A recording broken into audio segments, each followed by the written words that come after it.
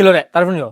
Rumah minimalis, ukurannya 5 kali 10, harganya 220 juta. Nang mriku Mas, lho. Mending ini ya. Nah, saya langsung ya tarif nang omah yo.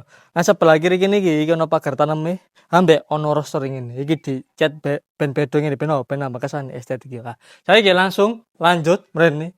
Nah, sebelah kanan kene iki nggone area carporte. Wis full keramikan ngene.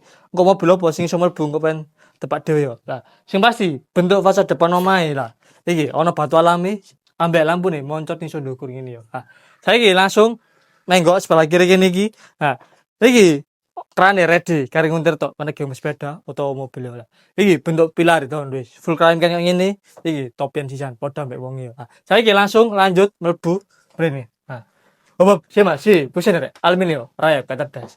Nah, iki langsung nanggone area ruang tamune. Ndukure lampune cemerwentel sing pasti wis drop ceiling ngono yo. Nang